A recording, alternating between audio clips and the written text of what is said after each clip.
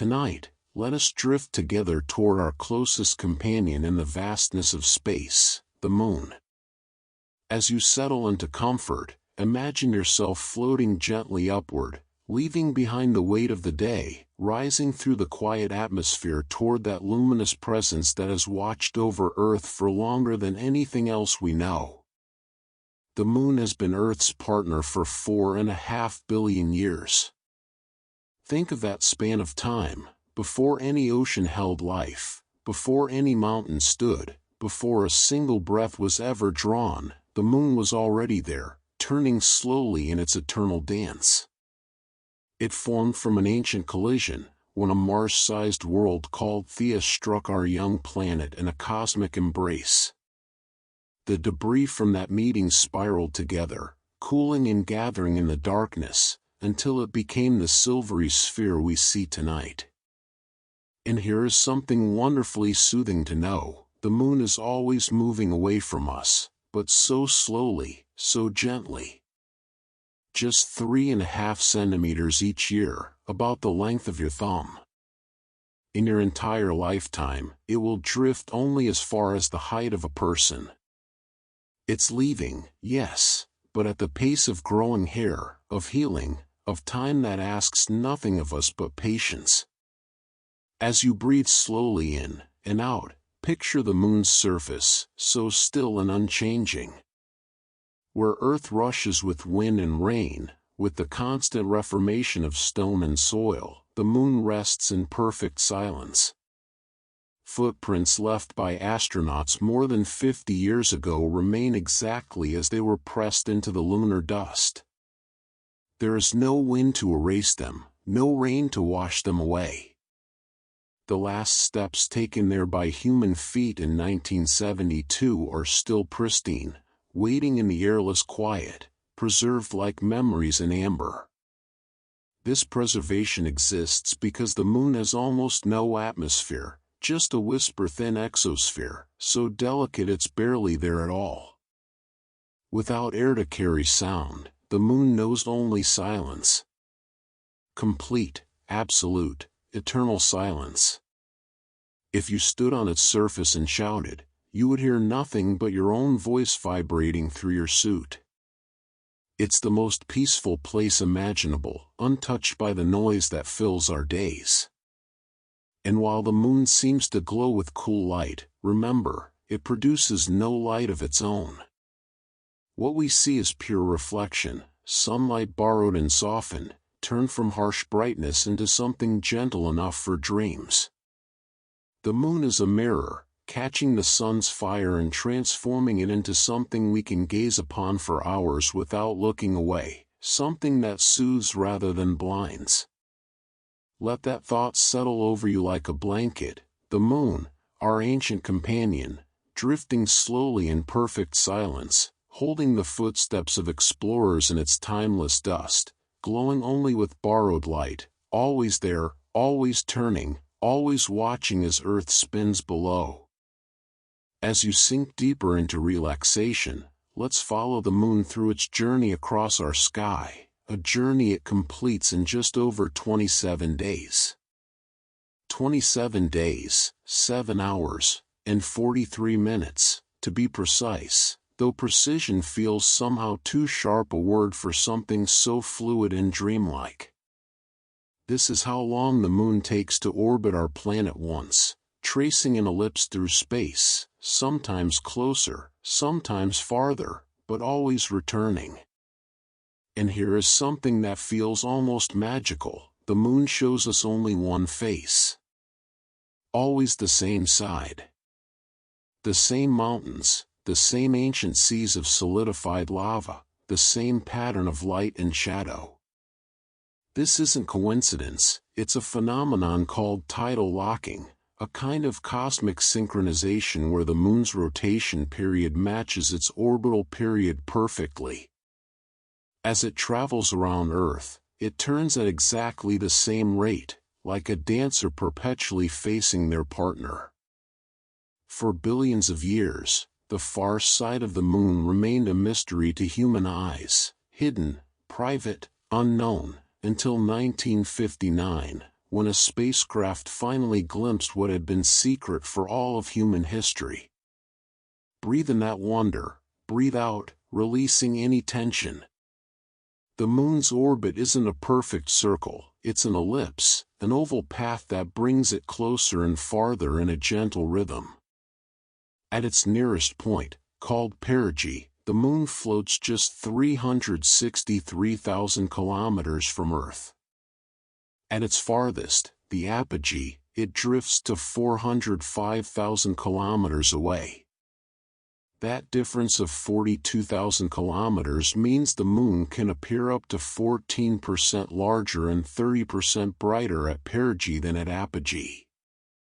We call this larger moon a supermoon, though the moon itself is simply continuing its ancient pattern, coming closer as it has done on countless nights before, and will do on countless nights to come.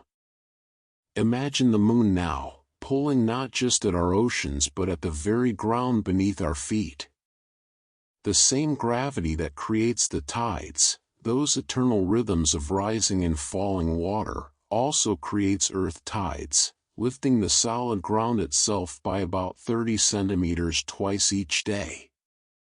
The planet breathes with the moon's presence, rising and falling in response to its pull, though we never feel this gentle flexing beneath us. The ground participates in the same dance as the sea, solid stone answering the moon's call just as water does, rising toward it in slow, invisible waves.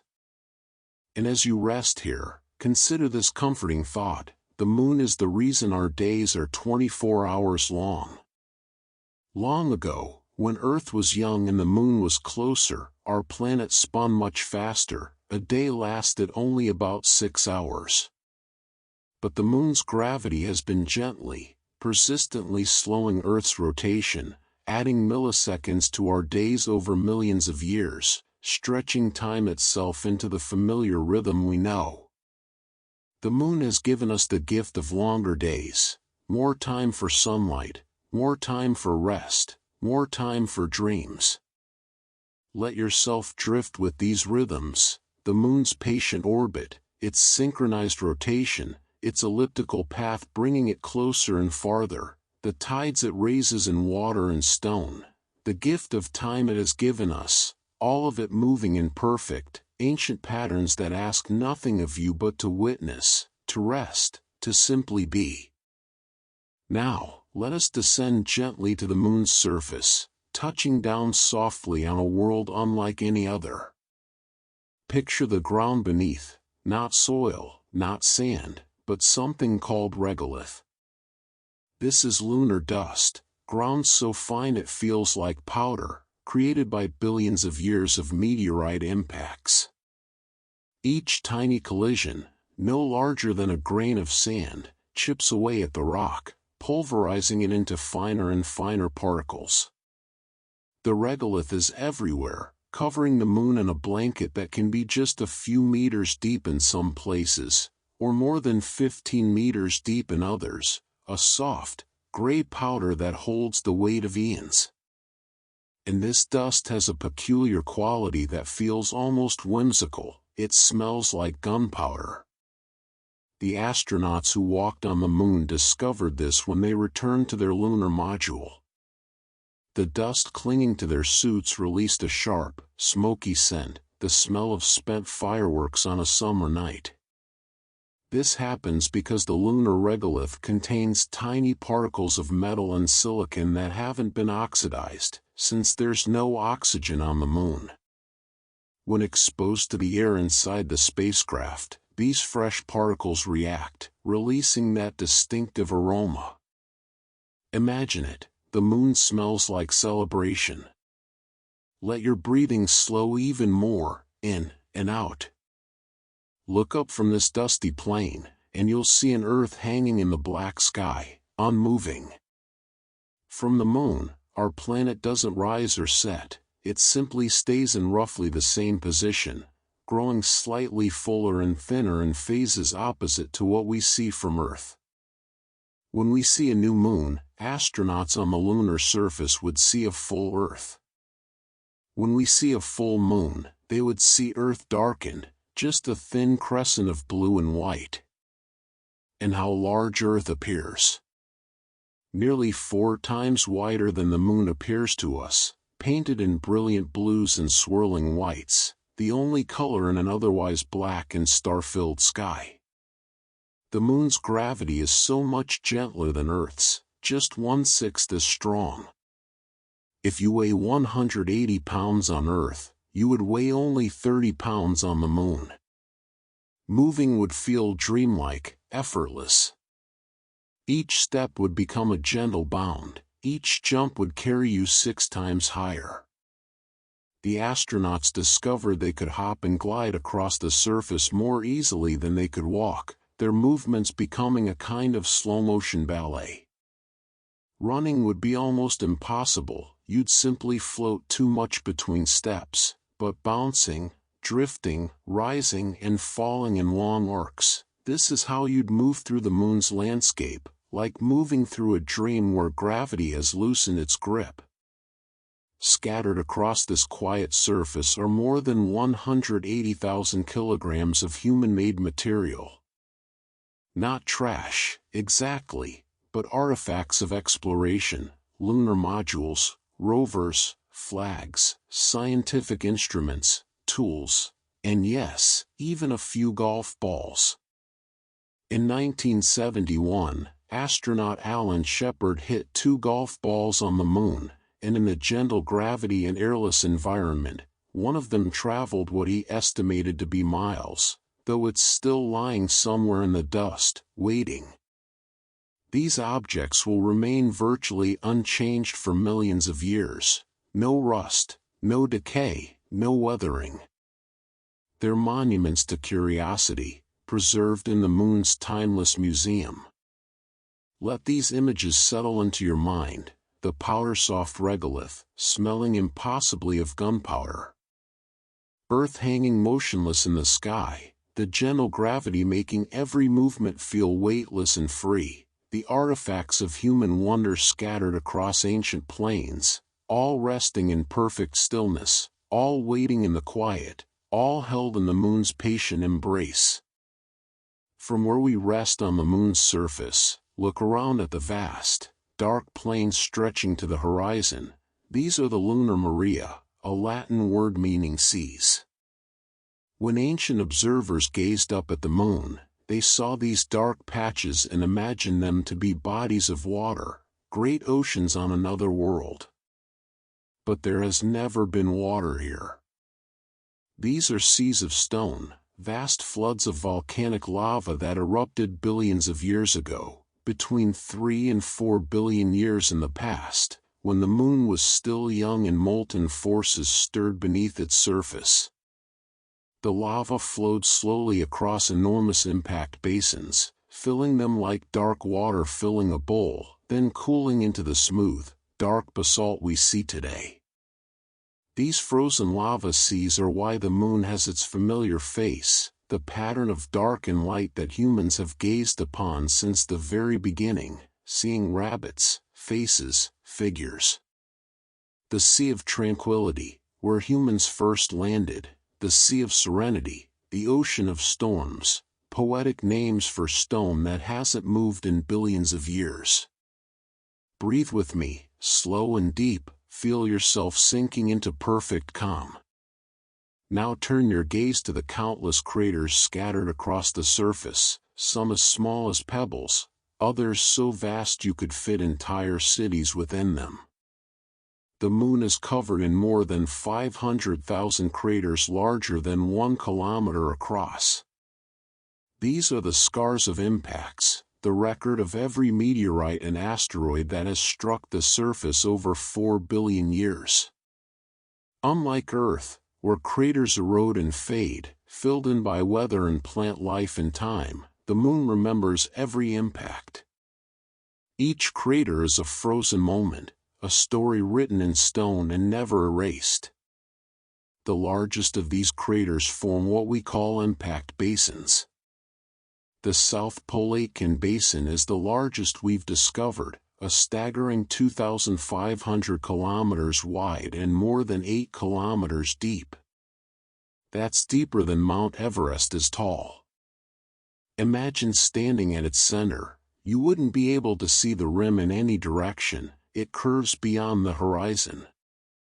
This basin is so old, possibly over 4 billion years, that it has witnessed nearly the entire history of the solar system from its silent depths.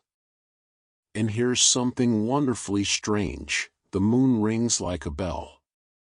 When Apollo 12 astronauts deliberately crashed their lunar module into the surface as an experiment, seismometers left on the moon detected vibrations that lasted for over an hour. The moon reverberated, humming with the impact, the vibrations traveling through its interior far longer than they would on Earth. This happens because the moon is dry and rigid, without water to dampen the waves, without the complex layers that absorb energy. The entire body of the moon can resonate like a struck gong, singing its deep, silent song into space. The moon also experiences quakes, moonquakes, detected by those same seismometers left by Apollo astronauts. Some are shallow quakes caused by meteorite impacts or thermal expansion as the surface heats and cools. But others are deep moonquakes, occurring 700 kilometers below the surface, likely caused by Earth's gravitational pull. Even at that depth, our planet reaches into the moon and stirs it, creating small tremors. The moon quivers in response to Earth's presence. Just as Earth rises to the moon's pull, two bodies in constant conversation, always touching each other from afar. Let that image comfort you: the moon's ancient seas of frozen stone, its craters holding billions of years of memory, its deep basins older than almost anything we know, the way it rings when struck, humming its secret song, the gentle moonquakes stirred by Earth's loving gravity, all of it testament to time beyond imagining, all of it peaceful, all of it waiting in the quiet dark. As we rest here in this timeless place, let us watch as the sun moves across the lunar sky, though it moves so slowly, so gradually, that you could sit and stare and barely perceive its motion. A day on the moon, one full cycle of daylight and darkness, lasts 29.5 Earth days. Imagine it: 2 weeks of continuous sunlight, the sun inching across the black sky in slow motion, never setting, never wavering, and then 2 weeks of uninterrupted night, stars burning steady and bright, no atmospheric glow to soften them, just pure points of light against absolute blackness. During those 2 weeks of lunar day, the temperature rises, and rises, and rises. Without an atmosphere to moderate the heat, the sunlit surface of the moon climbs to 127 degrees Celsius, hot enough to boil water, hot enough to make metal uncomfortable to touch. But you wouldn't feel the air grow warm, because there is no air. The heat exists only where sunlight touches stone. Step into shadow, and everything changes. Let yourself sink deeper, releasing everything you don't need. When lunar night arrives, the temperature plummets. In the darkness, with no atmosphere to trap any warmth, the surface drops to minus 173 degrees Celsius. This is a swing of 300 degrees, the most extreme temperature variation of any place in our solar system accessible to us. From boiling to frozen wasteland, the moon experiences both extremes in the span of a single month, yet nothing lives there to suffer from it, nothing changes. The rock simply grows hot, then cold, then hot again, patient and indifferent through countless cycles. But there are places on the moon that exist in permanent shadow, craters near the poles where sunlight has not touched the surface in billions of years. These are among the coldest places in the entire solar system, just 33 degrees above absolute zero, colder than the surface of Pluto, colder than interstellar space. And in these eternally dark craters, we've discovered something unexpected and beautiful: ice. Water ice, hidden in the perpetual cold, preserved for perhaps billions of years, waiting in the shadows like a secret the moon has kept from the sun. Equally remarkable are the peaks of eternal light, high points near the moon's poles that receive almost constant sunlight throughout the year. While the craters below remain frozen in darkness, these peaks bask in gentle, nearly endless day. Future lunar bases might rest on these sun-touched heights, drawing power from the reliable light, gazing down into the dark craters below where ancient ice sleeps undisturbed. From the moon's surface, the stars shine with breathtaking clarity. Without an atmosphere to blur or dim them, without moisture or pollution, without the scattering of light that creates our blue sky, the stars appear as perfect, unwavering points of brilliance. They don't twinkle. Twinkling is caused by turbulence in Earth's atmosphere. On the moon, they simply burn, steady and true, exactly as they are, exactly as they've always been. The Milky Way would stretch across the sky in overwhelming detail, billions of stars visible at once, the full glory of our galaxy revealed without filter or veil. Imagine lying back on that soft regolith, feeling barely any weight pressing you down, watching stars that never waver, surrounded by the deepest silence you've ever known. 2 weeks of light, 2 weeks of darkness, temperatures swinging from one extreme to another, yet everything remaining perfectly still, perfectly preserved, perfectly at peace.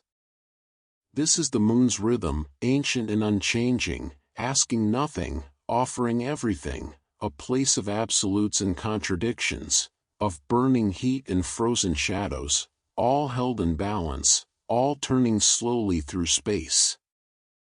Let us drift back now from the moon's surface, rising gently into space, watching that gray and white sphere grow smaller below us, and as we float here between worlds, consider the invisible forces at work, the gentle powers that connect moon and earth in ways we cannot see but always feel. The tides, the tides. Twice each day, the ocean rises and falls in response to the moon's gravity, and this has been happening since the first waters gathered on Earth. The moon pulls at the ocean nearest to it, drawing it upward in a subtle bulge, while on the opposite side of Earth, another bulge forms as the planet itself is pulled slightly away from the water. 2 high tides, 2 low tides, every day, endlessly. The difference between high and low tide can be just centimeters in some places, or as much as 16 meters in the Bay of Fundy, the moon's influence amplified by the shape of the land, the contours of the coast. But here is something many don't realize: spring tides and neap tides have nothing to do with the season of spring. Spring tides occur when the sun, moon, and earth align, during new moons and full moons, and their gravitational forces combine, creating the highest highs and the lowest lows. Neap tides happen during quarter moons, when the sun and moon are at right angles to each other, their poles partially canceling out, creating gentler, more moderate tides. The word spring comes from the idea of water springing forth, surging higher than usual. Even the sun participates in this dance, though the moon's effect is more than twice as strong. Breathe in, breathe out, let the rhythm of tides wash through you. The moon stabilizes Earth's axial tilt, the angle at which our planet leans as it orbits the sun. Right now, Earth tilts at about 23.5 degrees, and this tilt gives us our seasons, the progression from summer to winter and back again. Without the moon's gravitational influence, Earth's tilt would vary wildly over millions of years, swinging perhaps from 0 degrees to 85 degrees. Our climate would become chaotic: extreme seasons, ice ages followed by scorching periods, conditions changing too rapidly for complex life to adapt. But the moon holds us steady, like a cosmic anchor, keeping our tilt stable within just a degree or two of variation. The moon has given us climatic stability, the gift of predictable seasons, the conditions that allowed life to flourish and evolve. And there's more. The moon's presence likely helped create the conditions for life itself. In Earth's early days, the moon was much closer, perhaps only 22,000 kilometers away, compared to the 384,000 kilometers that separate us now. That proximity created enormous tides, not just in water but in the molten rock of young Earth, flexing and heating the planet's interior, driving volcanic activity and the creation of Earth's magnetic field. This magnetic field shields us from harmful solar radiation, protecting our atmosphere from being stripped away by the solar wind. The moon helped Earth become a haven for life. Consider also the moon's role in our sense of time itself. Ancient civilizations used the moon to mark the passage of months. The word month comes from moon, one lunar cycle from new moon to new moon. The moon gave us our first calendar, the first way to measure time beyond the simple cycle of day and night. Planting seasons, harvest times, religious festivals, all were guided by the moon's phases. Even now, many cultural and religious calendars follow lunar cycles: the Islamic calendar, the Hebrew calendar, the Chinese calendar. The moon has organized human life, given rhythm to our civilizations, connected us to cycles larger than ourselves. Float here with me in this understanding, the moon pulling at our oceans twice daily, working with the sun to create the tide's eternal rhythm, holding Earth steady so our seasons remain gentle and life can thrive, protecting us with the magnetic field its ancient presence helped create, giving us our first way to measure time, to organize our lives around cycles we could see and predict. The moon is not just a companion in space, it is woven into the very fabric of life on Earth, essential, nurturing, irreplaceable. Now, let us watch the moon transform, shifting through its phases, that familiar cycle we've witnessed our entire lives, yet perhaps never fully understood. Each phase is simply a matter of angles, of sunlight and shadow, of where the moon sits in relation to Earth and Sun. But oh, how magical it appears! The new moon arrives when the moon passes between Earth and Sun, its sunlit side facing completely away from us, leaving only darkness where the moon hangs invisible in the daytime sky. For a day or two, the moon vanishes from our sight entirely, resting, gathering itself before beginning again. And then, a whisper of light appears. The waxing crescent emerges, that delicate sliver of silver in the western sky just after sunset, so thin it seems impossible, like a fingernail clipping made of light. Each night, the crescent grows wider as the moon continues its journey around Earth, more of the sunlit side becoming visible to us. First quarter arrives when the moon has traveled 1/4 of its orbit, half of the visible disk is illuminated, a perfect half-circle hanging in the afternoon and evening sky.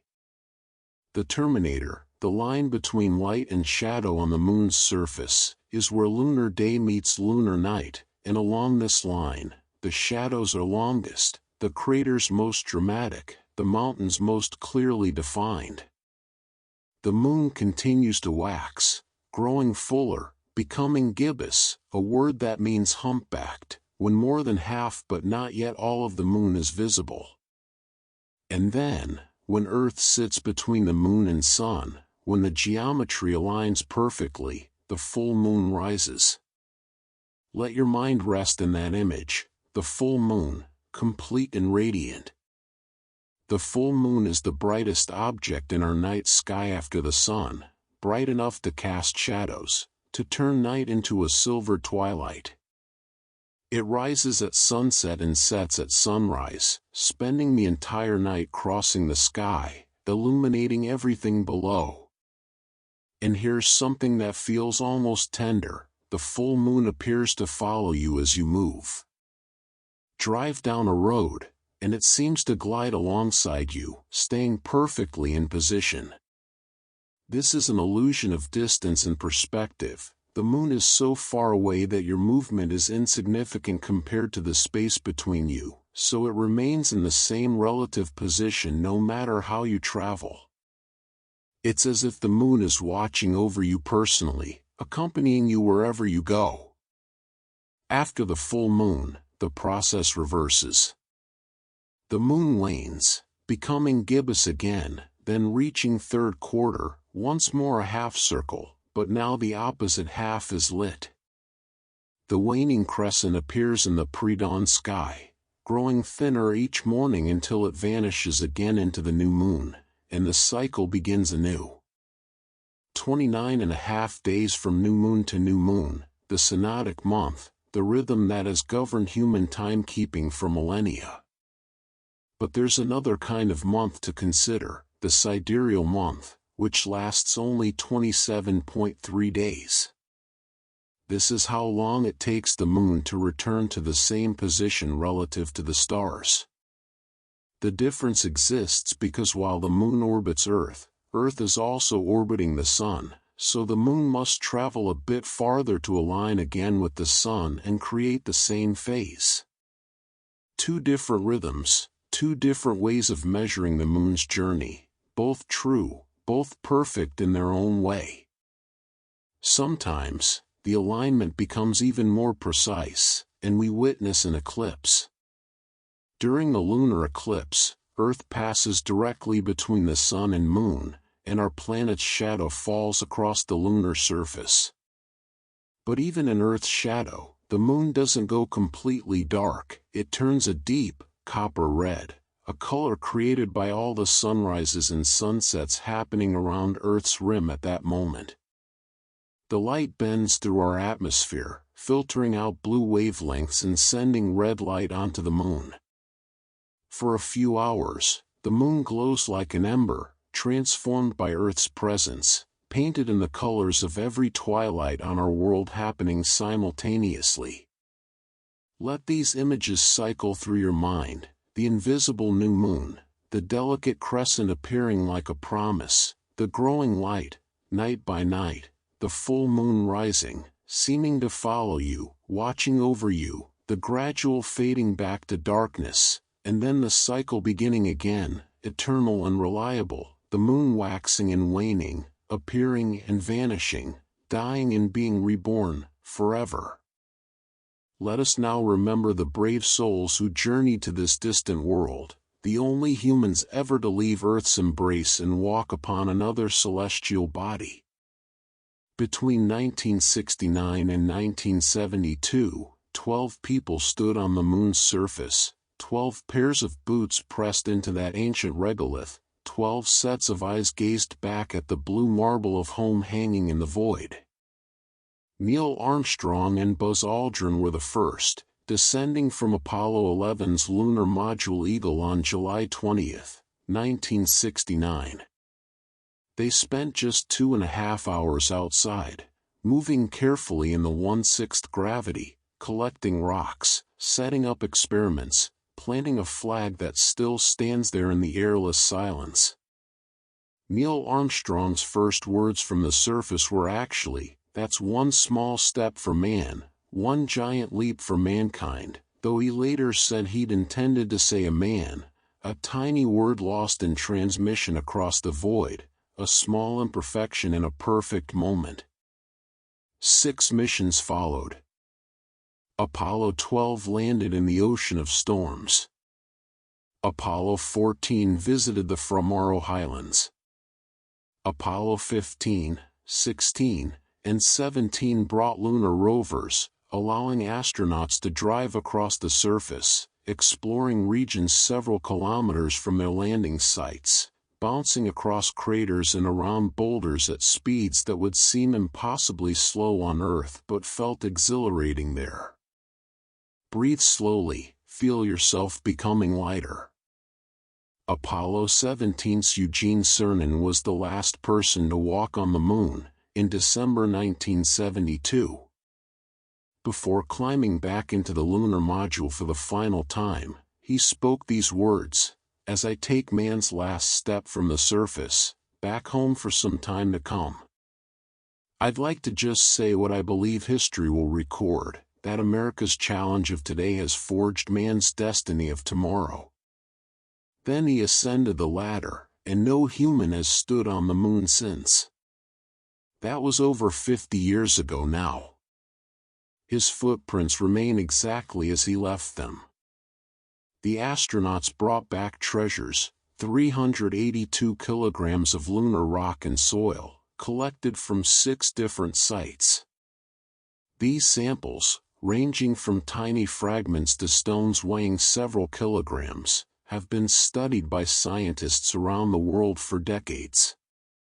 They revealed the moon's age, its volcanic history, the violence of its formation. Some of the rocks are more than 4 billion years old, among the oldest materials humans have ever touched. Holding a moon rock is holding a piece of time itself, frozen and unchanged since before Earth had continents, before life began. And they left things behind, not just footprints and flags, but scientific instruments, seismometers to measure moonquakes, laser reflectors that still work today. Scientists on Earth fire laser beams at these reflectors, and the light bounces back, allowing us to measure the distance to the moon with incredible precision. This is how we know the moon is moving away from us at 3.8 centimeters per year. Even now, decades later, those mirrors faithfully reflect every pulse of light sent to them, continuing their work in the silence, patient and precise. One astronaut, Alan Bean from Apollo 12, later became an artist, painting scenes of the moon using actual lunar dust mixed into his paints. He wanted to capture not just what the moon looked like, but what it felt like to be there, the wonder, the strangeness, the impossible beauty of standing in that alien landscape. His paintings glow with an otherworldly quality, touched by the very substance of the moon itself.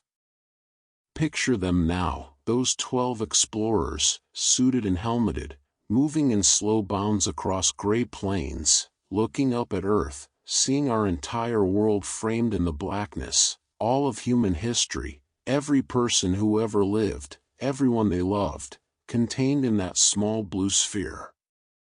They were the farthest any human had ever been, the most alone, yet connected to billions watching from below, holding their breath, dreaming alongside them. The mission's ended, but the dream remains.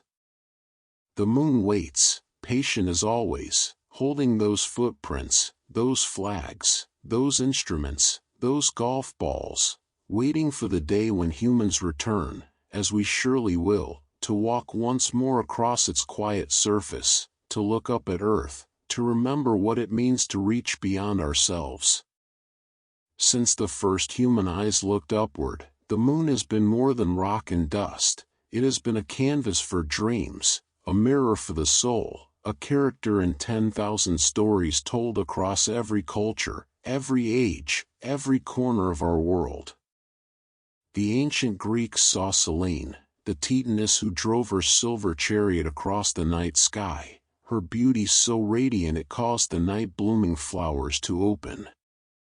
The Romans called her Luna, and from this name we derive our words, lunar, lunacy, for they believed the full moon could affect human minds, bringing madness or prophecy or both. Whether true or not, emergency rooms and police officers still report that full moon nights feel different, busier, stranger. Those studies remain inconclusive. Perhaps it's simply that we notice the moon when it's full, and so we remember those nights more vividly. In Chinese mythology, Channa lives on the moon, accompanied only by a jade rabbit who pounds medicine with a mortar and pestle. She flew there after drinking an elixir of immortality, and there she remains, beautiful and lonely, gazing down at earth. During the Mid-Autumn Festival, families gather to eat mooncakes and tell her story, looking up at the full moon and thinking of separation, longing, the bittersweet nature of immortality without companionship. Let the stories wash over you like moonlight. The Japanese also see a rabbit in the moon's markings, though theirs is making mochi, pounding rice into sweet cakes. In India, some traditions see a handprint, the mark left by a deity. The indigenous peoples of North America gave names to each full moon: the wolf moon of January, when wolves howled in hunger; the strawberry moon of June, marking the brief harvest season; the hunter's moon of October, bright enough to hunt by. Each name a connection to the natural world, to seasons and survival, to the rhythm of life guided by that silver clock in the sky. In Norse mythology, two wolves chased the sun and moon across the sky, Skoll pursuing the sun, Hati hunting the moon. When they catch their prey, eclipses occur, the world briefly darkening until the celestial bodies escape again. Many cultures had similar eclipse myths: a dragon devouring the moon, a demon swallowing it, all explanations for that terrifying moment when the reliable moon disappeared or turned to blood. People would bang drums, shoot arrows, make noise to frighten away whatever was consuming their lunar guardian. And it worked, didn't it? The moon always returned. The word lunatic comes from luna, based on the ancient belief that the moon could steal away reason. The word moonstruck suggests being dazed or romantically foolish, touched by lunar influence. We speak of honeymoons, the month after marriage, named perhaps because the moon was associated with Selene and her love affair with the mortal Endymion, or perhaps because the sweetness of new marriage waxes and wanes like the moon itself. Werewolves transform under the full moon in countless tales, humans becoming wolves when that silver light touches them. Vampires are often shown silhouetted against the moon, though interestingly, traditional vampire lore rarely mentions the moon at all. That's a more modern addition, the moon simply looking so perfectly gothic, so romantically dark, that storytellers couldn't resist the image. The moon has inspired countless poems, songs, paintings. Beethoven's Moonlight Sonata captures something of its quality, that gentle, slightly melancholic beauty. Debussy's Clair de Lune translates to moonlight, music that shimmers and flows like silver water. Fly Me to the Moon, Blue Moon, Moon River, the moon appears again and again in our art, always representing something just out of reach, something beautiful and distant, something that makes us dream. Let yourself drift in these stories, ancient goddesses driving chariots of light, rabbits pounding rice beneath lunar skies, wolves chasing the moon forever, dragons and demons briefly swallowing it whole, lovers gazing at the same moon from different places, poets finding words for its light, musicians capturing its essence and sound. The moon has been our companion not just in space, but in imagination, in meaning, in the stories we tell to make sense of wonder. As you rest here, growing heavier and lighter all at once, let us explore the quiet ways the moon touches life on Earth, influences so subtle we barely notice them, yet so ancient they're woven into the very fabric of biology itself. Many creatures time their lives by the moon. Sea turtles, after hatching on beaches, instinctively crawl toward the brightest horizon, which on natural beaches is the moonlight reflecting off the ocean. They use the moon to find their way to the sea, just as their ancestors have for millions of years. Sadly, artificial lights now confuse them, but the instinct remains, coded deep in their biology: follow the moon to safety, to home, to the vast waters where you belong. Coral reefs synchronize their spawning to the lunar cycle. In a single night, following the full moon, entire reefs release their eggs and sperm simultaneously, creating underwater snowstorms of new life, clouds of potential swirling in the current. This synchronization increases the chances of fertilization and overwhelms predators. There's simply too much to eat all at once. The moon signals the time, and millions of individual coral polyps respond as one. Breathe in the mystery, breathe out, releasing all tension. The moon affects the behavior of night-blooming flowers. Moonflowers, evening primrose, and many others open their petals as darkness falls, their white and pale colors perfectly designed to reflect moonlight, making them visible to nocturnal pollinators, moths and bats who navigate by the moon's glow. These flowers close during the day, resting, waiting for the return of their silver sun. They have evolved specifically for a moonlit world. Some species of fish, like the grunion of California, time their spawning to the highest tides, which occur during full and new moons, the spring tides we spoke of before. These small, silvery fish ride the waves onto beaches, lay their eggs in the sand at the high tide line, then ride the next wave back to sea.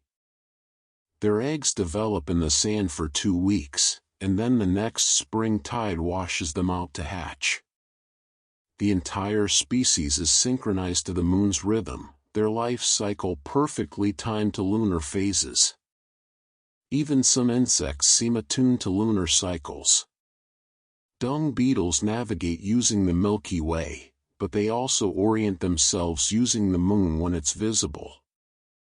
These tiny creatures, rolling their spheres of dung across the African plains, look up at the moon to travel in straight lines, using celestial navigation just as sailors once did. The moon guides creatures great and small. And what of humans? We are, after all, made mostly of water, about 60% of our bodies.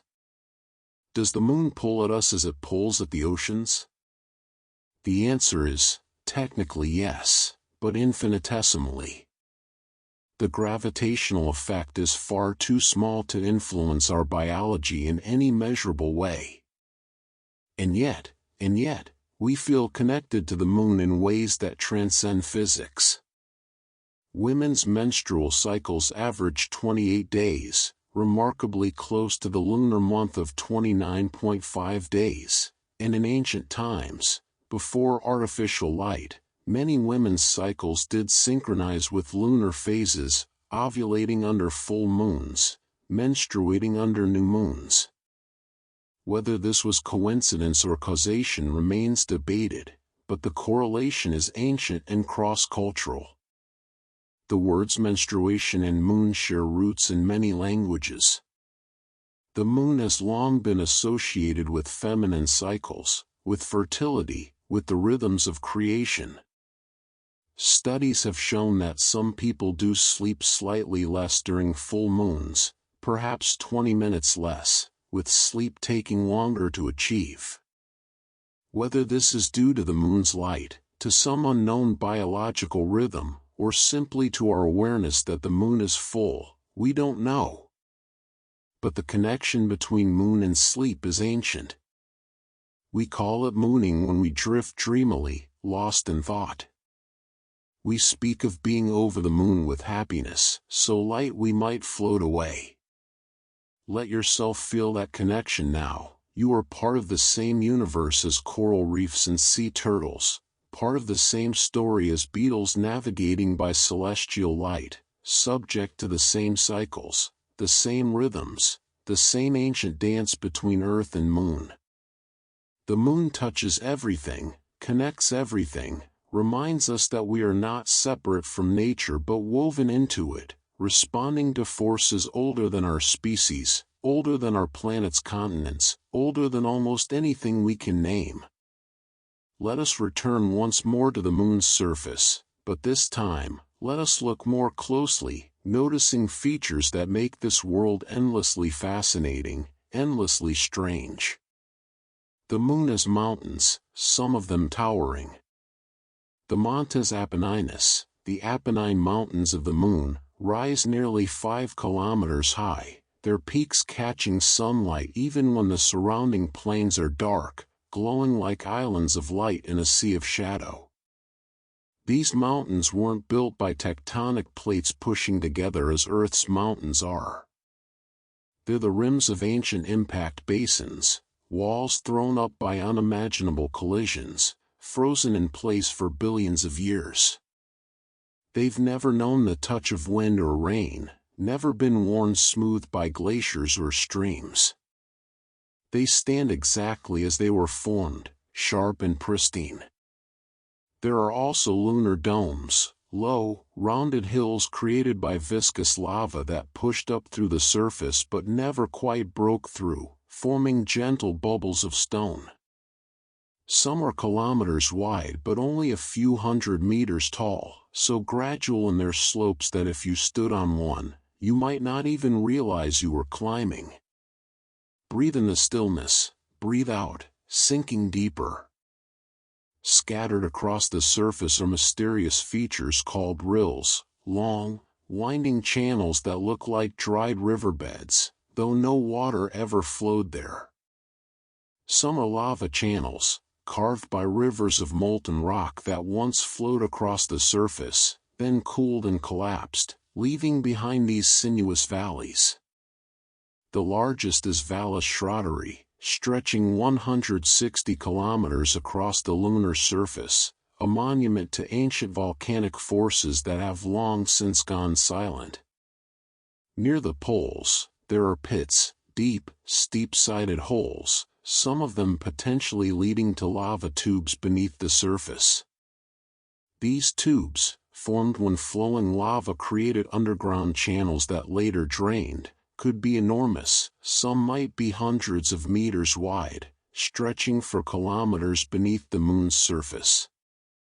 These caves have never seen sunlight, never experienced the temperature extremes of the surface above. They remain at a constant, moderate temperature, protected from radiation, from meteorites, from the harshness of the lunar environment. They would be perfect shelters for future lunar habitats, natural havens in an otherwise hostile world.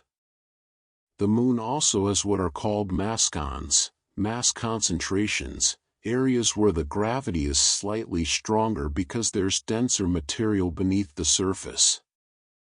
These were discovered when spacecraft orbiting the moon experienced unexpected changes in their orbits, pulled slightly by these buried dense regions.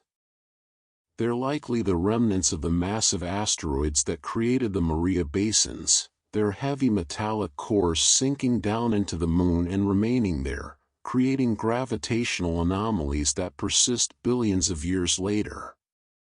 The moon remembers, in its very gravity, the violence that shaped it. And then there are the swirls, mysterious bright markings on the surface that look like wispy clouds frozen in stone. The Reiner gamma swirl is the most famous, a bright, sinuous pattern with no obvious cause. These swirls aren't craters, aren't made of different material, they're simply brighter. Scientists believe they might be related to ancient magnetic fields that once existed in patches across the moon, fields that deflected solar wind and prevented the rock from darkening over time. The swirls are maps of invisible forces, magnetic ghosts from the moon's distant past. If you could stand on the moon and watch a meteor shower, you'd see something spectacular. On Earth, most meteors burn up in our atmosphere, creating brief streaks of light. But the moon has no atmosphere to protect it. Every meteorite, no matter how small, strikes the surface directly, creating tiny flashes of light visible from Earth with telescopes. During the Leonid meteor shower, observers have watched dozens of impacts per hour lighting up the dark side of the moon, tiny explosions, small stones from space completing their billion-year journeys in bright, silent detonations. Picture these landscapes in your mind, mountains that have never known erosion, gentle domes of frozen lava, winding valleys carved by rivers of stone, hidden caves beneath the surface, perfect and untouched, gravity itself shaped by ancient impacts, mysterious bright swirls marking invisible forces, and meteors striking the surface every hour of every day, tiny fireworks in the eternal night. All of this waiting in silence, waiting to be explored, waiting for the day when humans walk those valleys and peer into those caves and stand atop those ancient mountains, gazing at the stars that never, ever twinkle. There are moments when the cosmic choreography becomes visible, when the invisible paths of sun, moon, and earth align so perfectly that day becomes night, or the moon transforms before our eyes. These are the eclipses, events so powerful they once terrified entire civilizations, yet so predictable we can calculate them centuries in advance. We've spoken of lunar eclipses, when Earth's shadow falls across the moon, painting it copper red. But there is another kind, rarer and more dramatic, the solar eclipse, when the moon passes directly between Earth and Sun, blocking out our star's light in the middle of the day. And here is the most extraordinary coincidence in our solar system. The moon is exactly the right size, at exactly the right distance, to perfectly cover the sun's disk. The sun is 400 times larger than the moon, but it's also 400 times farther away. This means they appear almost exactly the same size in our sky, a cosmic accident so improbable it takes your breath away. No other moon in our solar system creates perfect solar eclipses like ours does. We are impossibly, beautifully fortunate. Let yourself float in that wonder, breathe slowly, deeply. During a total solar eclipse, the moon's shadow races across Earth's surface at thousands of kilometers per hour. If you stand in the path of totality, that narrow band where the moon completely covers the sun, you experience something beyond description. The temperature drops. Birds stop singing, thinking night has fallen. Stars appear in the daytime sky. And the sun's corona, its outer atmosphere, normally invisible because the sun itself is so bright, suddenly becomes visible, a shimmering halo of pearly light streaming around the moon's dark silhouette. Totality lasts only minutes, sometimes only seconds. The longest possible total solar eclipse can last just over 7 minutes, but most are much shorter. And then, as quickly as it began, the moon continues its journey, and a diamond of sunlight bursts from one edge, the diamond ring effect, and day returns. Those who have witnessed totality speak of it in reverent tones, as one of the most profound experiences of their lives. Some travel the world chasing eclipses, wanting to stand again in the moon's shadow, to see again that impossible crown of light. But this perfect alignment won't last forever. Remember, the moon is moving away from us, slowly but steadily, 3.8 centimeters each year. In about 600 million years, the moon will be too far away to completely cover the sun. There will still be eclipses, but they'll be annular eclipses, where the moon passes in front of the sun but appears slightly smaller, leaving a ring of sunlight visible around its edges. The age of total solar eclipses will end. We live in a special time, a window of cosmic history when the geometry is perfect, when our moon can perform this extraordinary trick. There's also a phenomenon called a supermoon eclipse, when a lunar eclipse coincides with the moon being at perigee, its closest approach to Earth. The moon appears larger and the eclipse seems somehow more dramatic, the reddened moon hanging huge and strange in the sky. These are rare combinations, the alignment of alignments. Ancient peoples tracked eclipses with impressive precision. The Babylonians discovered the Saros cycle, a period of approximately 18 years, 11 days, and 8 hours, after which eclipses repeat in nearly the same pattern. If there's a solar eclipse on a certain date, there will be another one very similar 18 years and 11 days later. This cycle allowed ancient astronomers to predict eclipses without understanding exactly what caused them. They saw the pattern, the rhythm, the cosmic dance repeating itself, and they trusted in that regularity even when the mechanisms remained mysterious. In ancient China, eclipses were so important that astronomers who failed to predict them could be executed. The emperor needed warning, needed time to perform the rituals that would save the sun or moon. 2 core astronomers, Shi and Ho, were reportedly beheaded for failing to predict an eclipse in 2134 BCE.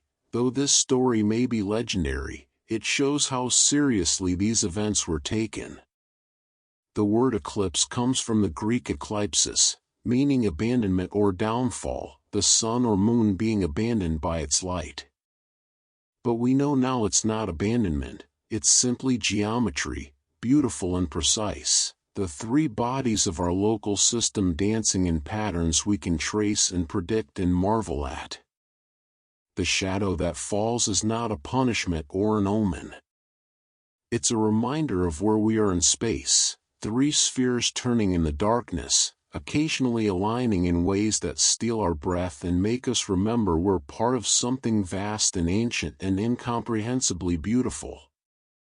Rest in that knowledge. The moon and sun, perfect partners in size and distance, shadows racing across Earth, the corona blooming like a flower of light, and all of it temporary, all of it precious, all of it happening in this particular moment of cosmic history when we're here to witness it.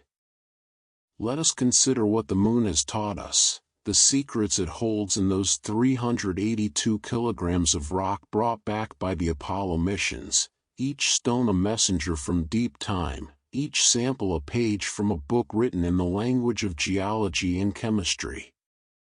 When scientists first examined lunar rocks under microscopes, they found something remarkable: tiny glass beads, scattered throughout the regolith like forgotten pearls. These beads formed when meteorite impacts melted the lunar soil instantaneously, creating droplets of molten rock that cooled into perfect spheres as they flew through the airless sky. Each bead is a frozen moment of violence, impact energy transformed into delicate beauty. Some are clear as water, others colored orange or green by trace minerals, all of them testament to the countless collisions that have shaped the moon's surface. The rocks themselves told stories scientists hadn't expected. Some lunar samples contain a mineral called armalcolite, named after the 3 Apollo 11 astronauts, Armstrong, Aldrin, and Collins, because it had never been found anywhere before. Later, scientists discovered it does exist on Earth, just rarely, in certain volcanic rocks. The moon revealed something about our own planet we hadn't known. Breathe slowly, let these revelations wash over you like starlight. The rocks also revealed the moon's water story, or rather, the lack of it. Lunar rocks are among the driest materials ever studied, containing less water than any rock found on Earth, even those from the most arid deserts. This dryness confirmed that the moon formed in a violent, hot process that boiled away all moisture. And yet, as we discovered later, water ice hides in those permanently shadowed craters, likely delivered by comets over billions of years, finding refuge in the only places the sun can never touch. Scientists found that some lunar rocks are magnetized, containing a record of ancient magnetic fields frozen in their structure. This was puzzling. The Moon today has no global magnetic field, just local anomalies. But these rocks suggested that billions of years ago, when the Moon was younger and its interior still molten and churning, it did have a magnetic field, perhaps as strong as Earth's is now. That field has long since faded as the Moon's core cooled and stilled, but the rocks remember, holding that ancient magnetism like a memory in stone. One of the most important discoveries was finding rocks called anorthosites, light-colored, ancient stones that make up much of the lunar highlands. These rocks are more than 4.4 billion years old, formed when the Moon's surface was a global ocean of magma. As this magma ocean slowly cooled, lighter minerals floated to the top while heavier ones sank, creating the Moon's layered structure. The anorthosites are fragments of that primordial crust, the Moon's first solid surface, still there after all this time. Touching these rocks is touching the infancy of our satellite. The Moon rocks also contain helium-3, a rare isotope almost non-existent on Earth but present in lunar soil, deposited by billions of years of solar wind. Some scientists dream of mining this helium-3 someday. It could theoretically fuel fusion reactors, providing clean energy. The Moon, having no magnetic field or atmosphere to deflect the solar wind, has been quietly collecting this treasure for eons, absorbing particles from the sun like a patient gatherer, storing them in its dusty embrace. Perhaps most profoundly, studying moon rocks helped confirm the giant impact hypothesis, the theory that the Moon formed from debris when a Mars-sized object struck early Earth. The chemical composition of lunar rocks is eerily similar to Earth's mantle, with similar ratios of oxygen isotopes and other elements, far too similar to be coincidence. The Moon is, in a very real sense, made partly of Earth. We are not just companions in space, we are family, born from the same catastrophic event, separated but forever bound.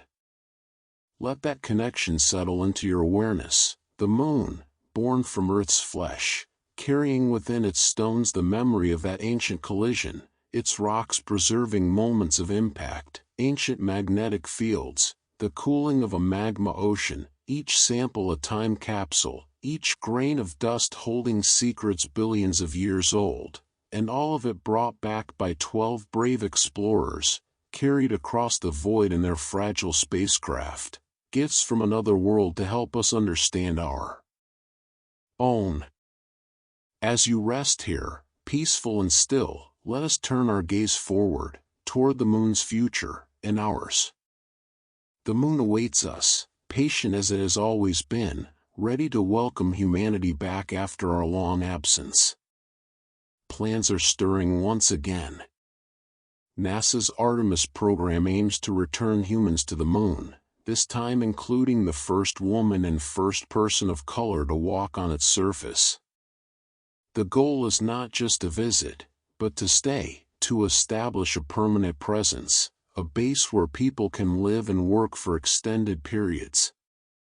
The planned Artemis base camp would be near the lunar South Pole, close to those permanently shadowed craters holding ancient ice, and near those peaks of eternal light where solar panels could generate constant power.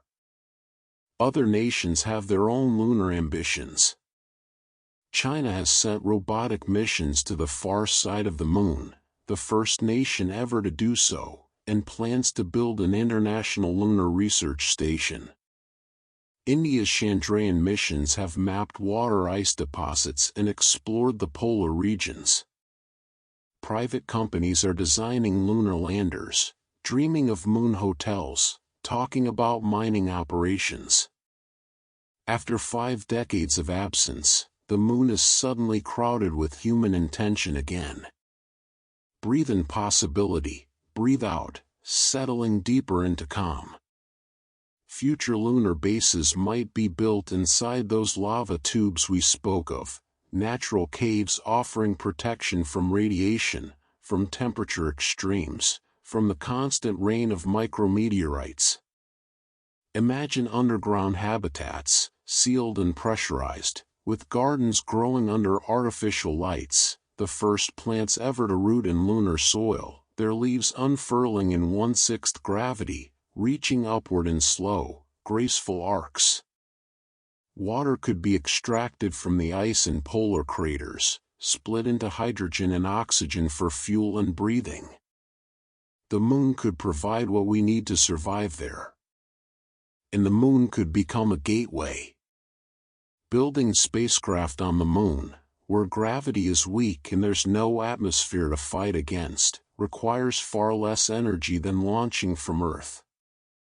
The moon could be a shipyard, a launching point for missions to Mars, to the asteroids, to the outer solar system.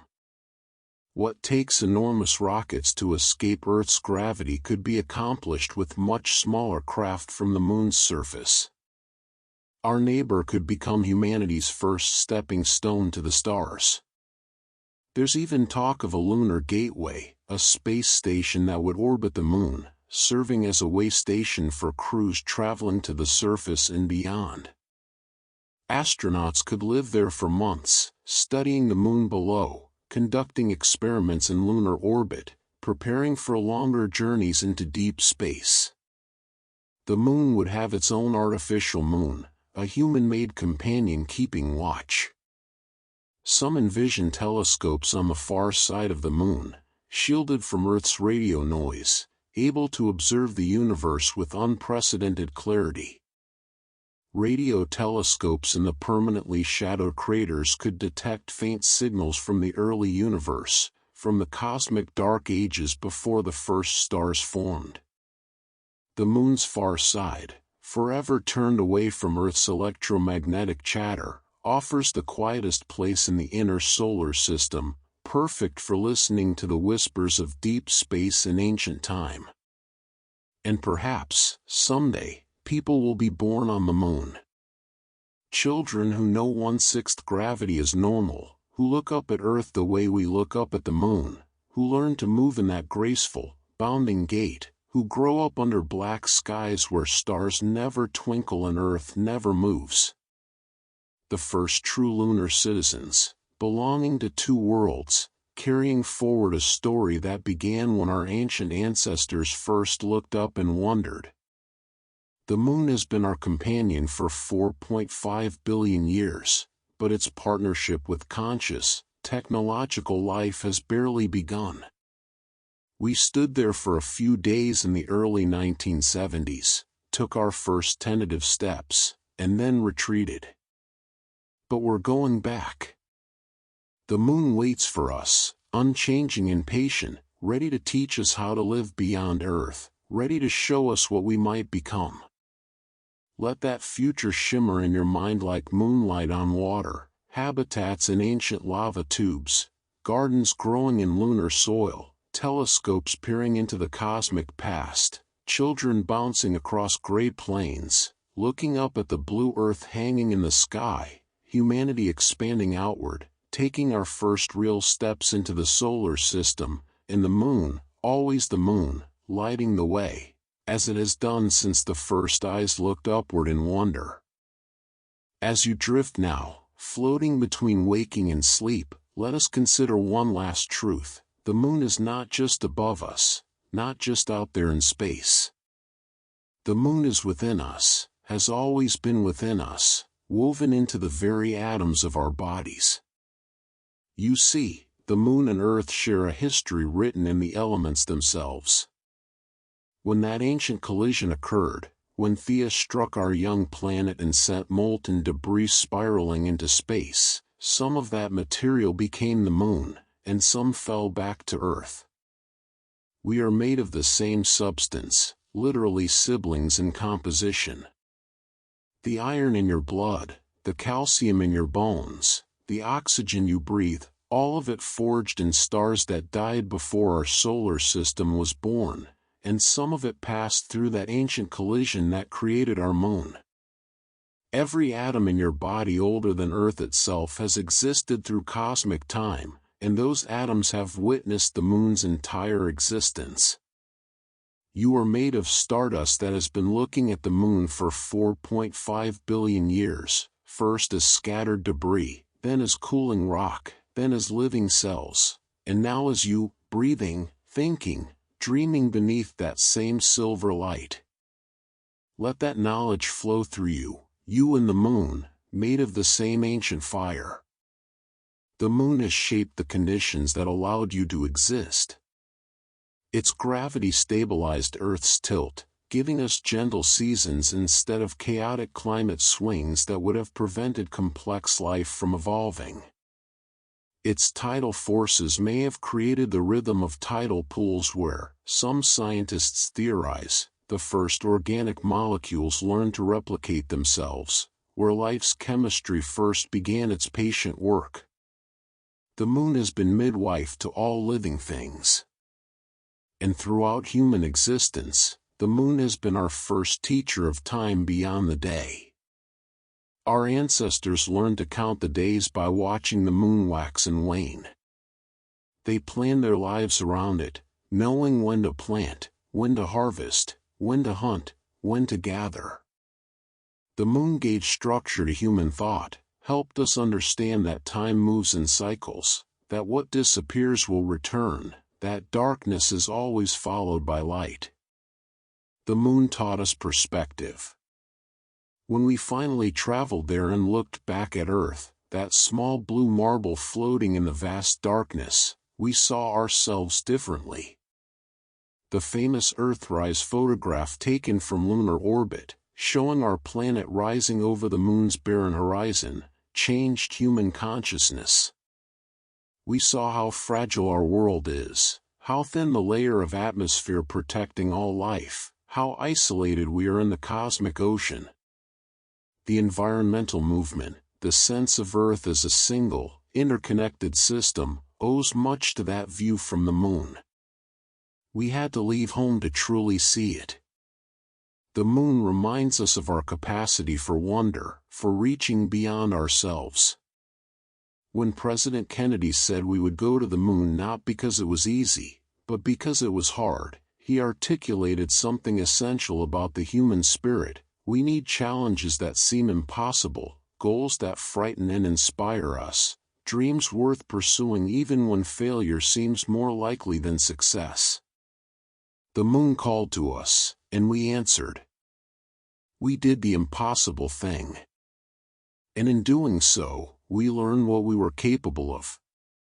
Even now, as you rest here, the moon is pulling at you, microscopically, its gravity tugging at the water in your cells, just as it tugs at the oceans. The effect is infinitesimal, unmeasurable, but it's real. You are not separate from the moon's influence. You never have been. You are part of the same dance, the same system, the same story. And when you look up at the moon tomorrow night, or next week, or whenever its light catches your eye, you'll know, truly know, that you're looking at family. At a companion who has never left Earth's side in 4.5 billion years. At a world that helped create the conditions for your existence. At a mirror that reflects sunlight but also reflects something in ourselves, our curiosity, our longing for something beyond the horizon, our need for beauty and mystery and wonder. The moon has been watching over Earth since before there were eyes to see it.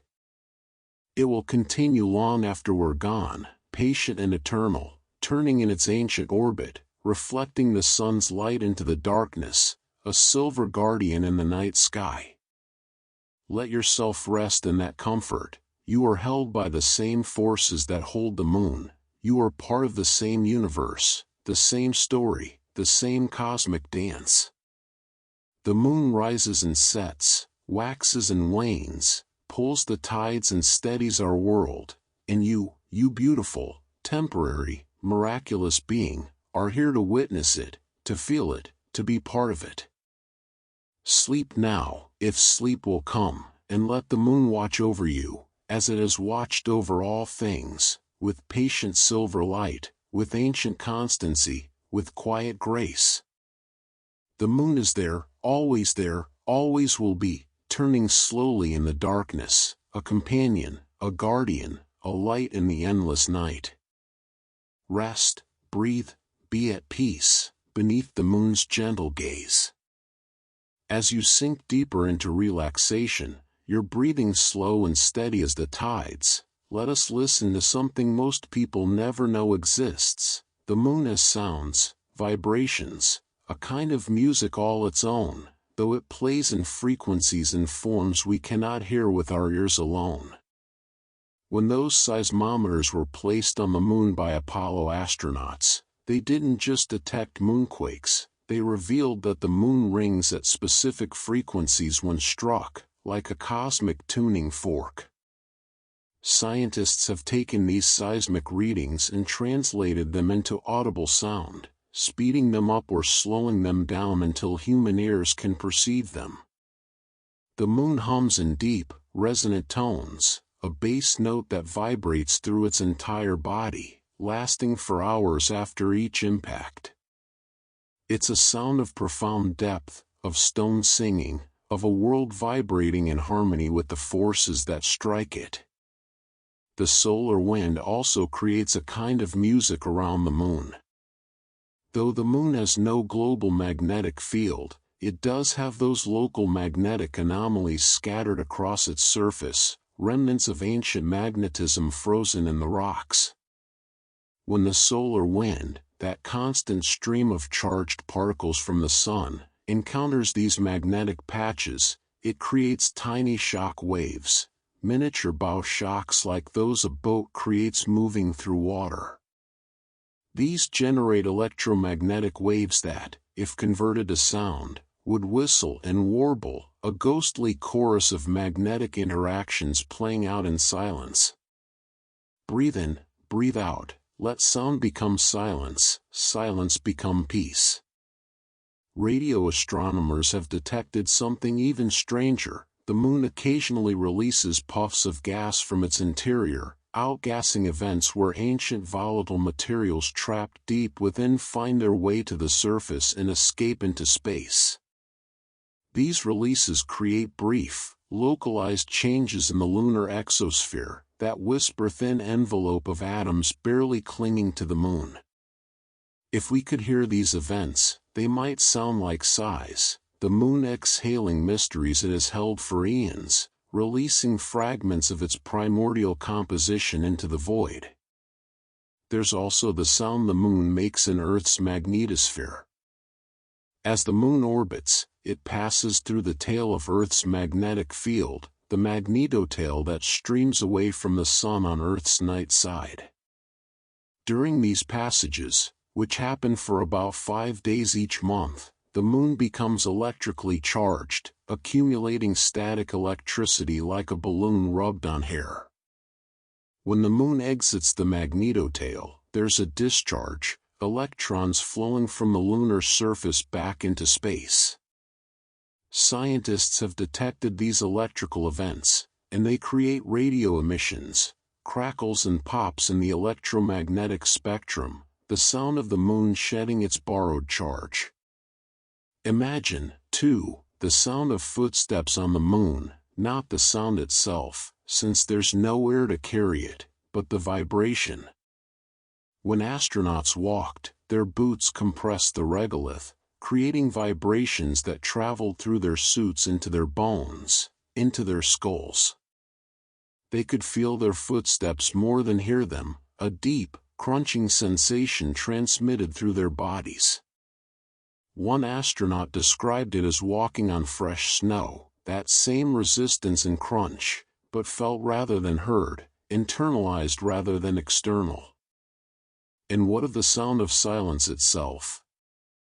The moon offers the most complete silence in the accessible universe. On Earth, even in the quietest places, There's always something, the rustle of air, the distant hum of civilization, the sound of your own heartbeat and breathing amplified by the air around you. But on the moon, in a spacesuit, the only sounds would be mechanical, the hum of life support systems, the whisper of oxygen flowing, the crackle of radio communications. Beyond that, nothing. Pure, absolute, infinite silence.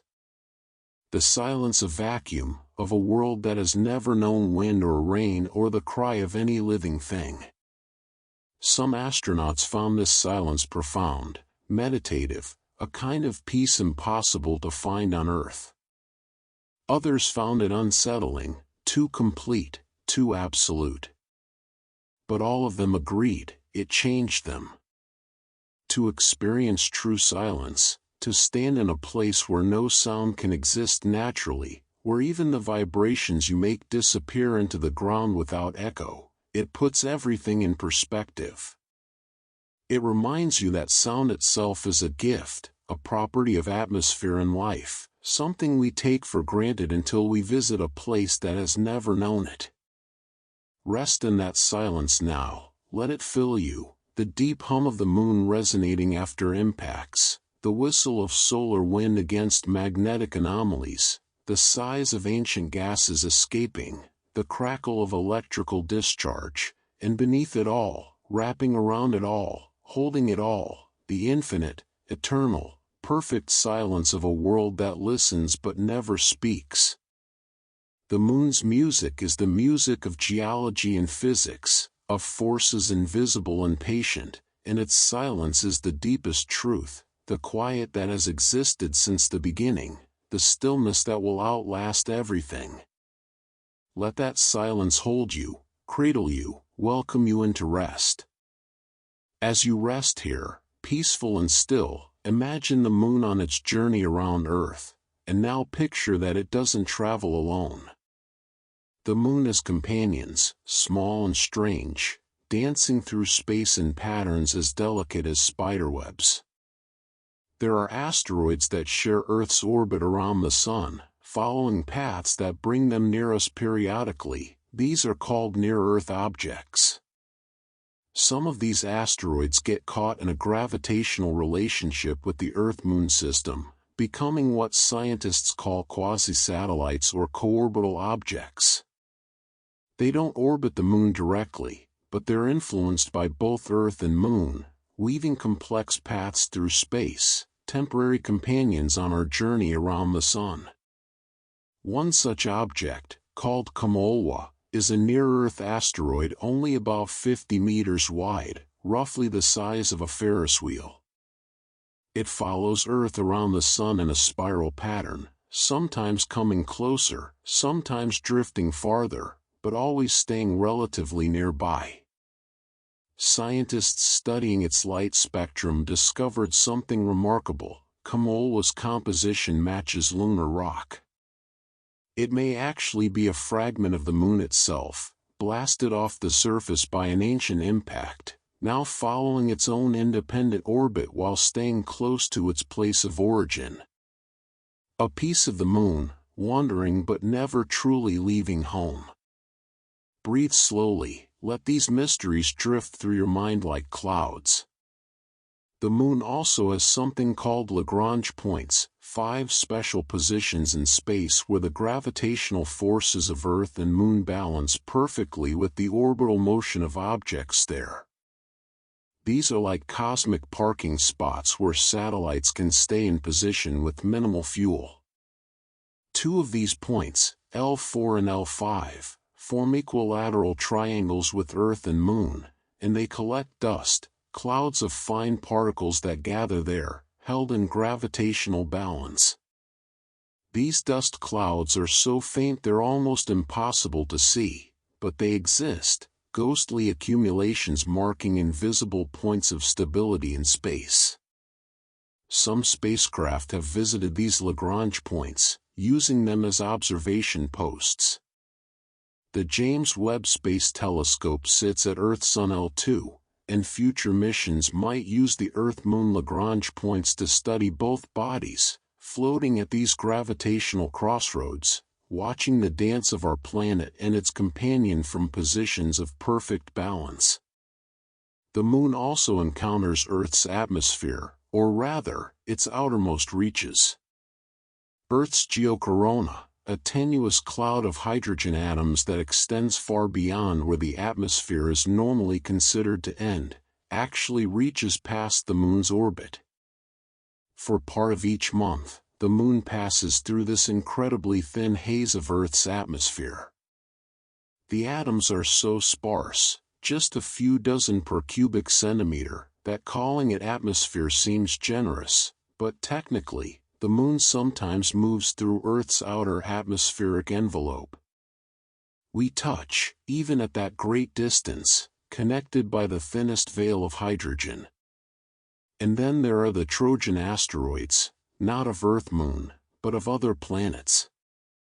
Jupiter has thousands of them, asteroids trapped at its L4 and L5 points, traveling ahead and behind the giant planet in its orbit. Earth has a few small Trojan asteroids of its own at the Earth-Sun L4 and L5 points. These cosmic hitchhikers travel with us, semi-permanent companions on our journey around the Sun, just as the Moon is our permanent companion in our journey through space. Think also of the artificial satellites we've sent to the Moon, dozens of them over the decades, some still functioning, others crashed or lost. The Lunar Reconnaissance Orbiter still circles the Moon today, mapping its surface in exquisite detail, measuring its topography down to meters, searching for ice, for resources, for the perfect landing sites for future missions. It's been orbiting since 2009, a tireless electronic companion to our natural companion, never sleeping, always watching, gathering data that will guide humanity's return. Even stranger are the objects called mini-moons, small asteroids that temporarily get captured by Earth's gravity and orbit us for a few months or years before escaping again. During their brief captivity, they're essentially temporary moons, companions to our companion. One called 2006 RH120 orbited Earth for about a year before departing. Another, 2020 CD3, stayed for nearly 3 years. These visitors remind us that the cosmos is dynamic, that orbits can be temporary, that companionship comes in many forms and durations. Picture it all now, the Moon on its eternal journey, accompanied by fragments of itself wandering in similar orbits, by dust clouds gathering at invisible points of balance, by spacecraft watching from above, by tiny asteroids in temporary embrace, passing through the whisper-thin edge of Earth's atmosphere. All of it moving together through space, a family of objects bound by gravity, by history, by the invisible threads that connect all things in the cosmic dance. You, too, are part of this dance, resting on Earth while Earth orbits the Sun, while the Moon orbits Earth, while the whole solar system rotates around the galactic center, everything moving, everything in motion, yet all of it balanced, all of it precise, all of it holding together in the vast emptiness, and you, breathing slowly, held safely by it all. Let us drift backward now through time, not just years or centuries, but eons. Let us consider all the eyes that have gazed upon the Moon, all the beings who have looked up and wondered, all the way back to the very beginning of sight itself. The Moon has been watched for as long as eyes have existed. The first creatures to develop vision, swimming in ancient seas 500 million years ago, could have seen the Moon's light filtering through the water, a silvery glow above. The first animals to crawl onto land, amphibians emerging from tidal pools 370 million years ago, looked up at a moon closer and larger than the one we see today, its face filling more of the sky, its tidal pull even stronger on the oceans they had just left behind. The dinosaurs knew the Moon. For 165 million years, from the Triassic through the Cretaceous periods, dinosaurs walked beneath the same moon we see, though it hung perhaps 20,000 kilometers closer then. A Tyrannosaurus rex, hunting at twilight 66 million years ago, would have seen moonlight brighter than we do, the moon's face perhaps 5% larger in the sky. The moon watched the dinosaurs rise, flourish, and vanish, patient and unchanged through their entire reign. Breathe with that deep time, let it slow your thoughts like amber preserving ancient life. The earliest mammals, small and nocturnal, hiding from dinosaurs in the darkness, relied on moonlight to navigate. They were creatures of the night, and the moon was their sun, a gentler light that revealed the world without the danger daylight brought. For 100 million years, our mammalian ancestors were primarily nocturnal, and some scientists believe this is why we have color vision today. We needed to distinguish subtle differences in the moonlit world, needed to see in dim light, and those pressures shaped the evolution of our eyes. When primates first appeared, 55 million years ago, they were tree dwellers who needed to judge distances in low light, leaping from branch to branch in the forest canopy at dawn and dusk. The moon provided the light they needed, and forward-facing eyes evolved to use that light effectively, creating depth perception that would eventually allow our ancestors to see the world in 3 dimensions, to reach out and grasp, to use tools, to paint and write and build. The first humans, Homo sapiens, emerged in Africa roughly 300,000 years ago, and they looked up at the same moon we see tonight. The same patterns of Maria and Highlands, the same cycle of phases, the same silvery companion in the darkness. They didn't understand what it was, they created myths and stories to explain it, but they knew it intimately. They planned their lives around it, traveled by it, told time by it. Imagine our ancestors 30,000 years ago, painting animals on cave walls in southern France by the light of fires and perhaps moonlight filtering through the cave entrance. The moon was there, watching, as it had watched everything. Some of the oldest known human-made images include circles and crescents that might represent the moon, our ancestors trying to capture what they saw, to hold that silver light somehow, to make permanent what constantly changed. 10,000 years ago, humans began building the first megalithic structures, stone circles, temples aligned to celestial events. Stonehenge, built in stages between 300 and 2000 BCE, may have been used to track lunar cycles. The massive stones frame the moon's rising and setting positions at specific times, turning the monument into a cosmic calendar carved in stone weighing tons. Ancient peoples moved mountains to honor and understand the moon's movements. The Babylonians, 4,000 years ago, kept meticulous records of the moon's phases and eclipses, developing mathematical models to predict its behavior. The ancient Greeks measured the moon's distance from Earth with remarkable accuracy using geometry alone. Aristarchus calculated it to within a few thousand kilometers of the true value, using nothing but careful observation and pure mathematics. The moon taught us how to think precisely, how to measure, how to predict. Chinese astronomers 2,000 years ago documented sunspots, comets, and lunar eclipses with such precision that modern scientists use their records to study long-term solar cycles. Islamic scholars in the Middle Ages refined lunar calendars and calculated the moon's orbit with extraordinary accuracy. The Maya developed calendars of astonishing complexity, tracking the moon alongside Venus and the sun, understanding celestial mechanics without telescopes or computers, just patient observation across generations. Galileo, in 1609, turned his newly invented telescope toward the moon and saw mountains, craters, a landscape, not a perfect sphere of divine light, but a world with geography.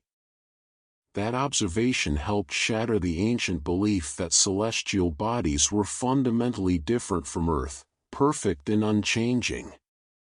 The moon was a place, and that changed everything.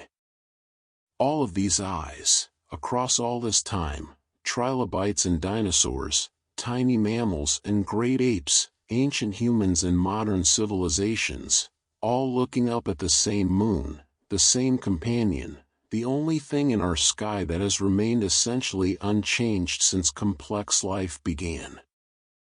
The moon is the one constant, the one witness to all of Earth's transformations, all its extinctions and explosions of new life, all its ice ages and warm periods, all its continents drifting and colliding, and now, for this brief moment in cosmic time, to us. Rest in that continuity. You are part of an unbroken chain of living beings who have looked up and wondered. The moon has watched over all of it, patient and eternal, seeing everything, judging nothing, simply turning in its orbit, reflecting light, being present, always present, as it is now, as it will be long after we're gone. As you float here in perfect stillness, let us explore the ways the moon deceives our senses, the beautiful illusions it creates, the mysteries that still puzzle scientists, the questions that remain unanswered even after we've walked upon its surface. The most famous illusion is the moon illusion itself, the phenomenon where the moon appears much larger when it's near the horizon than when it's high in the sky. You've surely noticed this, a harvest moon rising, enormous and orange, seeming to dwarf houses and trees, then later that same night, the same moon hanging overhead, looking small and distant. Yet if you measure it, hold up a coin at arm's length, or take a photograph, you'll discover the moon's size hasn't changed at all. It's exactly the same diameter whether at the horizon or zenith. Scientists still debate why this illusion is so powerful and persistent. One theory suggests our brains compare the horizon moon to familiar objects, trees, buildings, mountains, making it seem larger by context. Another proposes that we unconsciously perceive the sky as a flattened dome rather than a true hemisphere, so our brains interpret the horizon moon as farther away, and therefore compensate by seeing it as larger. Whatever the mechanism, the illusion is so convincing that even knowing it's an illusion doesn't make it disappear. The moon tricks us, beautifully, every time. Breathe in wonder, breathe out skepticism, let mystery settle over you like moonlight. There's also the color of the moon. We think of it as silver or white, and high in the sky, it appears that way. But near the horizon, it can glow orange, amber, even red. This isn't the moon changing, it's Earth's atmosphere acting as a filter. When the moon is low, its light passes through much more atmosphere to reach our eyes, and the atmosphere scatters blue wavelengths while letting red and orange through. The same effect that makes sunsets red makes horizon moons golden. The moon wears Earth's atmospheric colors like borrowed garments.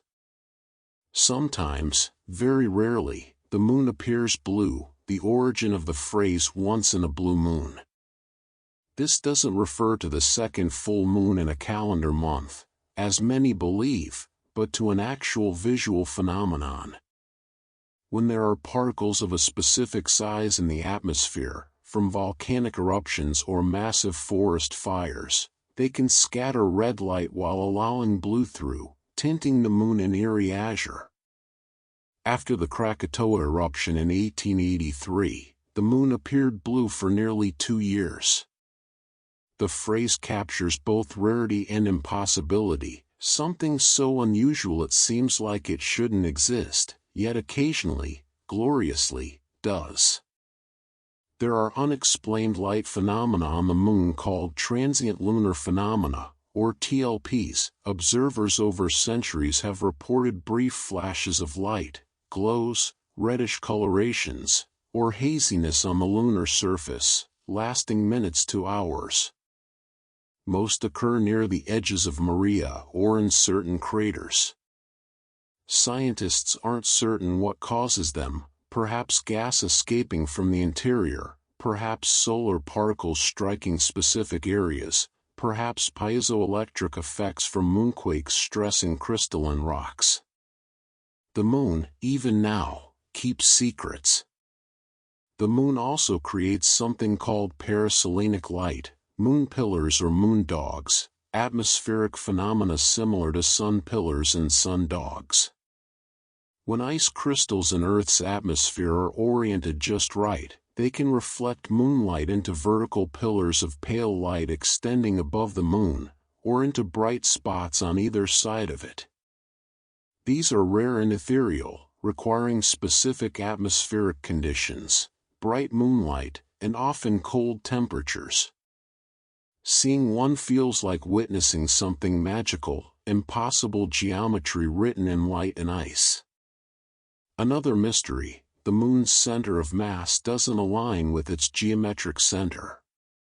The moon is slightly lopsided, with the side facing Earth having a thicker crust than the far side. Why this asymmetry exists remains debated. Some scientists suggest it formed from the original impact that created the moon, with material condensing unevenly. Others propose that heat from nearby Earth during the moon's formation caused one side to cool differently.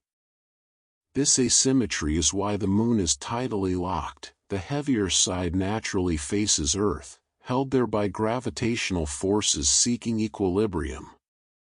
And there's the mystery of the moon's interior. We know less about what's inside the moon than we'd like. Seismic data suggests it has a small iron core, perhaps 350 kilometers in radius, but we're not certain if it's solid or liquid. The moon's interior is cooler and quieter than Earth's, no churning convection, no plate tectonics, just stillness. Yet occasionally, something stirs. Those deep moonquakes occur with regularity, triggered by Earth's gravity stretching and compressing the moon's interior. What exactly is down there, responding to our planet's pull? We can only theorize. Let these mysteries comfort you rather than trouble you. Not everything needs to be explained. The moon holds secrets, and that's beautiful, illusions that persist despite our knowledge. Colors that shift with atmosphere and angle, rare blue glows and transient lights, geometric anomalies and internal puzzles. The moon reveals much but keeps something for itself, maintains a reserve, reminds us that wonder doesn't require complete understanding. Float in that uncertainty, rest in the questions. The moon doesn't demand answers, only attention, only the willingness to look up and be amazed. And now, as we approach the end of our journey together, as your breathing has slowed to the rhythm of the tides themselves, let us return to the simplest truth: the moon is a gift. A cosmic accident so improbable, so perfectly timed, so exquisitely beneficial that it feels like grace. Consider the odds. The moon formed from a collision that happened at just the right angle, with just the right energy, at just the right time in Earth's formation. Too early, and the debris might have fallen back to Earth or scattered into space. Too late, and Earth would already have been too cool, too solid to recover. Too violent, and Earth itself might have been destroyed. Too gentle, and no moon would have formed at all. The impact had to be precisely calibrated, and it was. The moon settled into an orbit that was close enough to stabilize Earth's tilt, to create tides that shaped life, to light the night for emerging creatures, yet far enough not to tear our planet apart with gravitational forces. It was large enough to matter, to have influence, to be a presence in our sky, yet small enough to allow Earth to remain the dominant partner. Every parameter had to fall within a narrow range, and somehow, impossibly, they all did. Breathe in gratitude, breathe out into the peaceful dark. And the moon gave us time, not just the measurement of months, but actual time itself. By slowing Earth's rotation through tidal friction, the moon stretched our days from 6 hours to 24. Imagine trying to live on a world where the sun rises and sets 4 times in what is now a single day, where everything moves too fast for complex life to adapt. The moon gave us time to think, time to evolve, time to dream. It gave us the gift of longer days and, eventually, longer lives, the space to become who we are. The moon gave us stability. Without it, Earth's tilt would vary wildly over millions of years, from nearly upright to tipped almost on its side. Our climate would swing between extremes that would make advanced life impossible. But the moon holds us steady, like a parent's hand on a child's shoulder, gentle but firm, keeping us from falling into chaos. For 4 billion years, it has maintained this vigil, asking nothing in return. The moon gave us beauty. How different human culture would be without it. No moon poetry, no moonlit romance, no harvest celebrations, no myths of moon goddesses and rabbit companions. The moon has inspired more art, more music, more stories than perhaps any other natural phenomenon. It gave us something to wonder about, to dream toward, to use as a symbol for everything distant and beautiful and seemingly unattainable, until we proved it wasn't unattainable after all. The moon gave us perspective. When we finally traveled there and looked back, we saw Earth as a whole, a single fragile system, borders invisible, conflicts absurd from that distance. The moon was the mirror we needed to see ourselves clearly. It gave us the overview effect, the cognitive shift that comes from seeing Earth from space, the understanding that we're all on this small planet together, that the thin blue line of atmosphere is all that protects us, that we need to care for this world because it's the only one we have. And the moon continues to give. It offers scientists puzzles to solve, mysteries to unravel. It offers humanity a destination, a goal, a place to practice living beyond Earth before we venture farther. It offers future generations resources, water ice for drinking and fuel, helium-3 for energy, regolith for building materials, a platform for observing the universe. The moon is still giving, still generous, still patient with our slow approach toward partnership. But perhaps the moon's greatest gift is simpler than all of this. It gives us constancy. In a universe of chaos and change, in lives filled with uncertainty and loss, the moon returns every night. It waxes and wanes but always comes back full. It drifts slowly away but will be our companion for hundreds of millions of years yet to come. It doesn't judge, doesn't demand, doesn't change its nature to please us. It simply is, present, reliable, beautiful, free. On nights when you feel lost, you can look up and find the moon. On nights when you're celebrating, it shares your joy. On nights of grief, it offers silent witness. On ordinary nights, it reminds you that you're part of something larger, something ancient, something that connects you to every person who has ever lived, everyone who has ever looked up and felt a moment of wonder. The moon is a gift we didn't earn, didn't create, didn't deserve, it simply exists, a companion given to us by chance in physics and time. And the proper response to such a gift isn't to possess it or conquer it, though we may visit and learn from it. The proper response is gratitude, and attention, and wonder.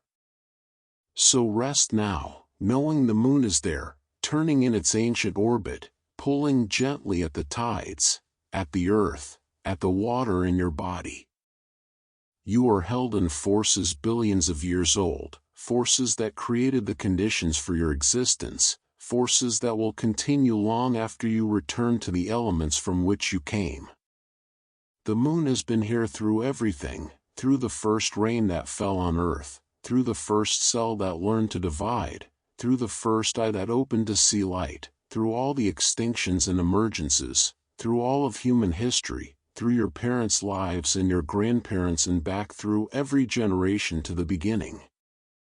And the moon will be here tomorrow, and the day after, and for all your tomorrows, watching, constant, beautiful, unchanged. Let that be your last thought as you drift into sleep. The moon is there, has always been there, will always be there, a light in the darkness, a companion in the void, a gift beyond measure, turning slowly, eternally, in the cosmic dance. Rest beneath its light. Be at peace. The moon watches over you. Always.